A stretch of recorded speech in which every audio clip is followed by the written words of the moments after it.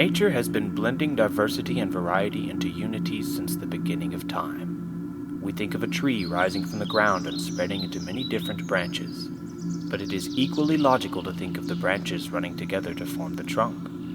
Out of many, one. The ancient Latin phrase we see in the Great Seal of the United States, e pluribus unum, means, out of many, one. The branches of the tree and the tree's trunk are the single thing, united in diversity and variety. They are e pluribus unum. The world around us is much like that. The springs feed trickles of water into the streams, into the rivers, into the gulfs and oceans.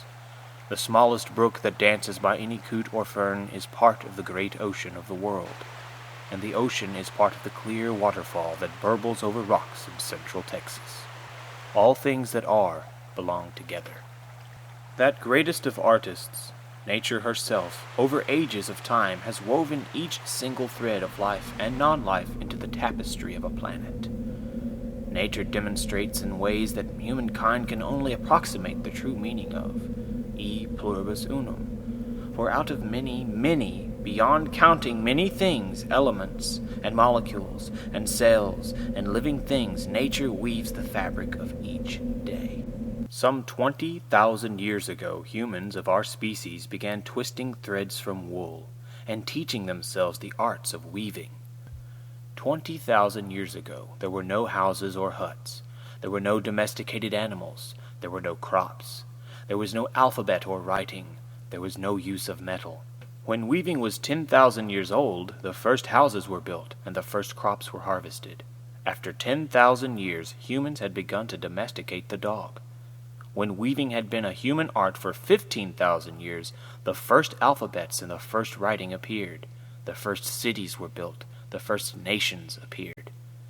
Today, the art of weaving carries on, changed surely by advances in the manufacture of colored dyes and the production of fibers, and by advances in the technologies of looms. But this most ancient art of humankind retains its original look and feel. Twisted fibers crossing one another in an interlocking pattern, each fiber dependent upon one another, each thread held in the grind. Here in central Texas, in this humble cabin, overlooking a spring-fed brook that meanders out of cedar-covered limestone hills, the art of weaving is reborn each day, as Ann Matlock, a professor of art at Lamar University, plies her craft with her dye pots, her spinning wheel, and loom. Let's meet this extraordinary artist as she begins weaving a new tapestry. We will follow the creation and development of this tapestry from start to finish, and we will learn that it will take her more than a year to complete the project. Intrigued by Ann's work, John and Stephenie Yearwood, colleagues of Ann Matlock, whom are also professors at Lamar University, are here to question Ann about the process of weaving these beautiful tapestries. And fortunately for us, John had the camera rolling. So see these blue parts? Uh-huh. The lattice work, which has blue on it, and then has other things going on too. But so my method has been, I always start with whatever's dominant in a design, and so what's dominant here is the blue patterning. Mm-hmm. You know, and the other stuff is playing off it. So I'm gonna lay down blue in all these spaces that have been reserved for blue. And then I'll go back, and because you can see in the blue, predominantly blue areas, there's hints of yellow, there's pinks, there's hints of rusty orange, because this was a rusty grate, which is why I like it. Where did the grate come from? It's from Essaouira, Morocco, which is a little port town, fishing town. Mm-hmm. And all the cities in Morocco have predominant coloration. Fez is golden. Marrakesh is red. Really? Yeah, people tend to do their houses all in that local color. It's almost all blue and white. Wow. So all the trims, and it's mostly blue. Yeah. And which looks really nice next to the sparkly sea. Yes. And like the boats are all blue, those blue boat watercolors I had, those are Essaouira. Mine too. So this was a door grate. and this is a detail of a door grate, would still carry what I love about the whole. Yeah, so keep looking for the micropod. microcosm and the, yeah. Because it's the only way to simplify it enough. Yeah. I mean, this thing would probably have to be 20 feet square. Yeah, right. And So- get it down where you can live. Yeah, so I keep chopping. Until you got it framed. Yeah, and then finally, well, that was a chop I didn't use. That was one version. And then, and so then I made this tracing and blew it up to 4 feet square. And then I put together a great big hunk of contact paper, by sticking several pieces. And then I drew it, traced it onto that. So the first enlargement was just this little 2-footer, which is kind of handy. And it's a small map. And you've coated with dye colors. I've noted the pieces I see. Okay. so that I can hopefully find them. And I just was making some new ones because when I cleaned up from the first layer, I tossed a few things, which I found is not hard to redo because I can see through. Yeah, the drawing, the refined drawing is underneath. It's underneath. Yes, so it's still visible. And it's been contact papered, and then each section, this is folded up. Right. Gotcha. So the section being worked on is exposed. I So see. I can see the lines through. So you're kind of, you have your orientation. Yeah, and each time you scoot a piece this large, everything about the tension shifts. And so I've done as much prevention as possible. All of the warp that hasn't been dyed yet, I've woven. This is just tack stitching. Just to stabilize it. And so I'm painting from the top down because the top then comes through the handles. Right. And then I've been putting stay stitching in the back. So I'll, before I wind again, I'll put about this much stay stitch weaving in, and then I'll beam it until I get to expose another section. So the work that's exposed now is cutting off somewhere about here. And all these pieces hanging down are the blue parts. Right. Because after I do that blue lattice, then I'm going to need to protect it. Right. While you do that. And then I do the sort of orangey brown wood parts. And then I protect that. And then the last thing I do is the pieces of black background. Okay. So, How do you do the highlights with the little strands of pink or those highlight colors that are just? I'll just paint them in. Is this essential method of working something you learned, something you've evolved to yourself? Did somebody? Yeah, no, it's something I invented. That's what I thought. I don't know. I didn't know anybody else doing. There are plenty of people fiddling around with painting on their warps. And during the years I used natural dyes, I did a lot of warp ECOT dyeing, resist dyeing. And I did a lot of controlled dyeing. But that had to be done off the loom and then put on the loom.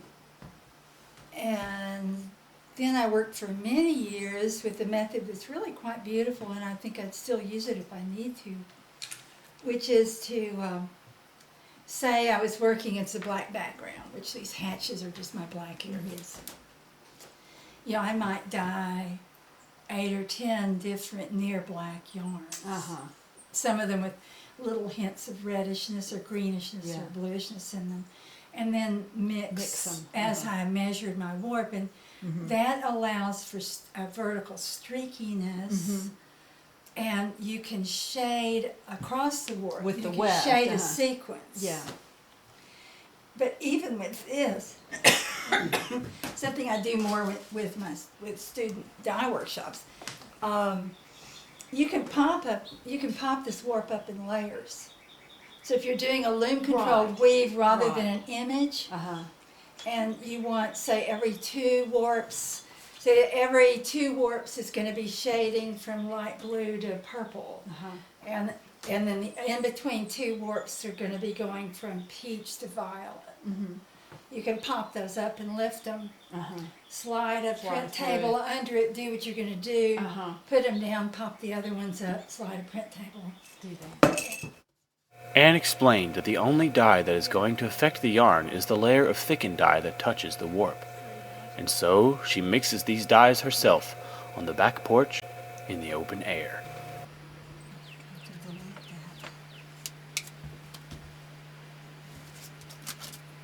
Well, this alginate has been mixed up in vinegar.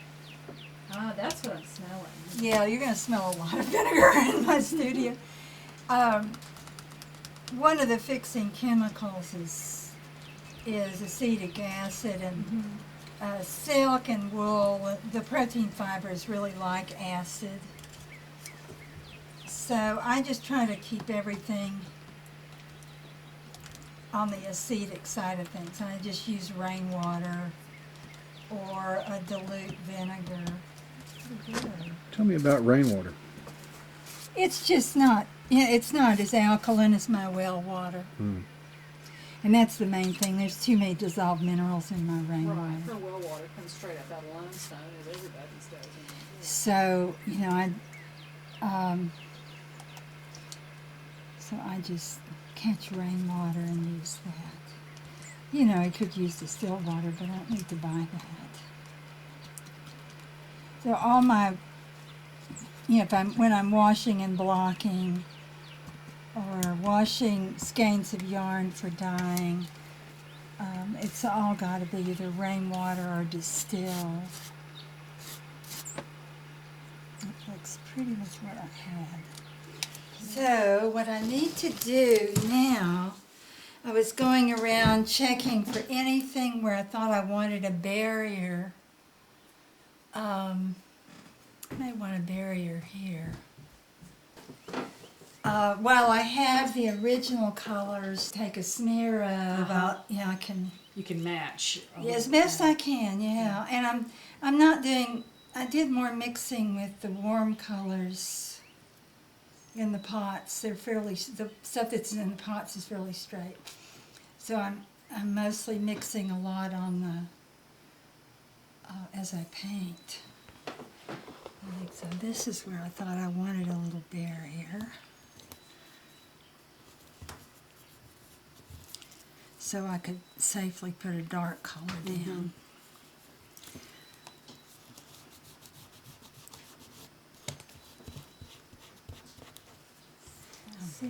So Anne sets to painting on her canvas of silk as all of her planning slowly begins to take the shape of something wonderful. A feast of many colors for the eyes. This tedious work requires focus and a rare patience, for as the water shapes the rocks into a smooth surface, it takes time to see the reward of progress brought by Anne's hard work. The last time you were here, I was applying dye to the warp in what looked like a pasty form, but it was a silk dye, and it was put on thinly, and I progressively dyed the entire piece, so the entire design was slowly dyed onto the piece, working from the top down. And then I wound that dyed warp back onto the back beam, weaving into it a little bit as I went along just to keep the tension nice so I wouldn't lose my design. And then when I got back to the beginning, I started to weave it. I also dyed some particular colors that were needed for this piece that I didn't have. I have about 1 million colors, but I always think of a few little peculiar off things that I must have. And so I did that. And then I got started in early June. And this piece, because it's so wide, and pretty detailed, is moving at about a half an inch per working day. So some days worse and some days better, but that's my average. And now I am at about 23 1/4 inches last night when I measured. And I will probably weave to about almost 49, 48.5 to 49. Basically, I'll stop the design where it stops on my drawing. I dye beyond that just a little bit so that the edge of the weaving doesn't turn to white. But the very last bit of that will be waste. And then I just keep creeping ahead. So every 2 or 3 days I will stop and let some more warp off the back. You can see it's kind of stitched down. All of that is about keeping this design that I dyed where I put it. I like it to shift a little bit, but I don't want it to shift a lot. So I started this row here, and I'm now here. Because there's about to be a thick part here, I'm beginning to weave thinner leading into it. So you're using a foot pedal there to raise. Yeah, I have here 8 petals tied up. And they do different things. 4 of them are just for the background. This would be a lift, background lift. And those are on a weave structure that's not commonly used for tapestries. It's a warp-faced skip twill. And what that means is I'm throwing a lot of warp forward. Out of every 8 threads, 6 of them, which is my pattern is 8, out of every 8, 6 of them are coming up every time.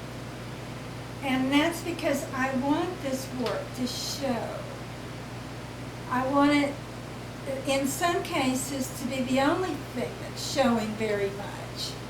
In some cases, I'm covering it all up. So there's that sequence. Then there's some treadles that are for what I'm doing right now, which is weaving the brocade wefts. And I use 2 basic lifts, two threads up and 2 down. So these 2 petals give me that, which is a small stitch. And then I use a big stitch, which is a 4/4 lift.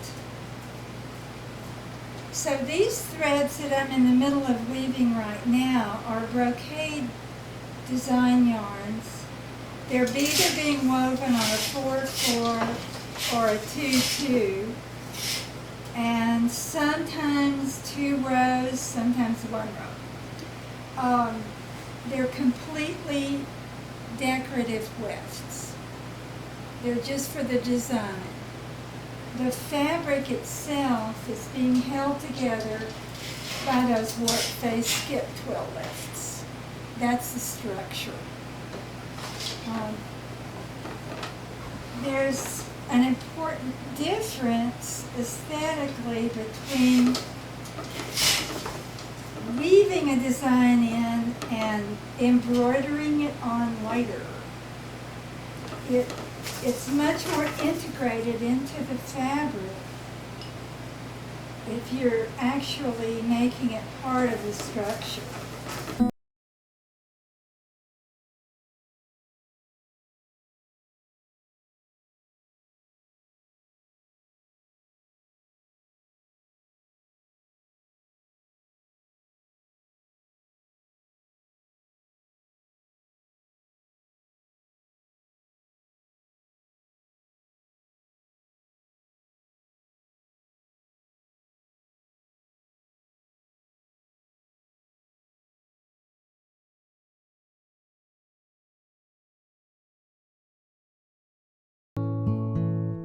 she will happily spend months on these projects, pouring her creativity into the loom.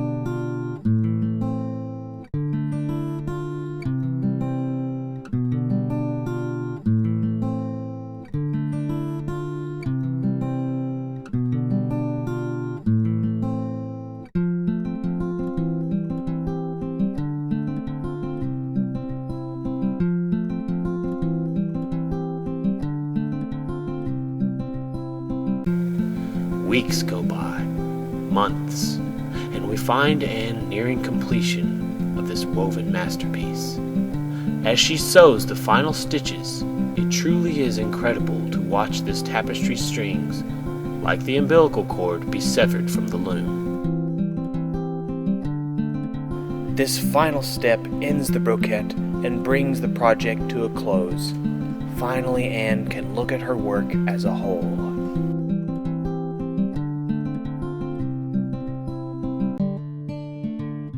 At long last, after about a year's time, her design has brought all the silk, dyes, hard work, and ingenuity to a single meaningful conclusion.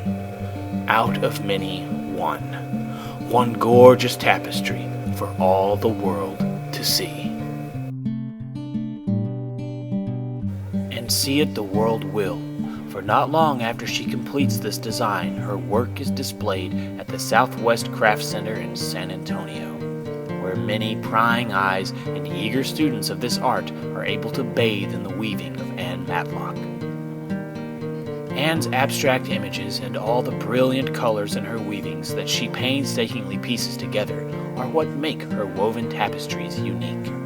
Let's hope that Anne will continue to create these feasts for our eyes and be an inspiration to future artists who might utilize the many, many things around them to create art.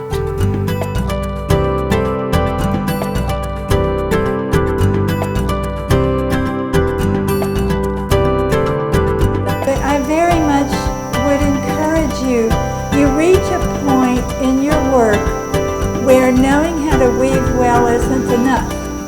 You know, you've got the technical skill and you're becoming more concerned about the content or the arrangement of the content. And I would very much encourage you to take some courses outside your area. And it depends on what works for you. For some of my textile students that are shy about drawing, working in a collage way works. Sometimes watercoloring just for the sake of a color palette, which is later going to be cut up and collaged.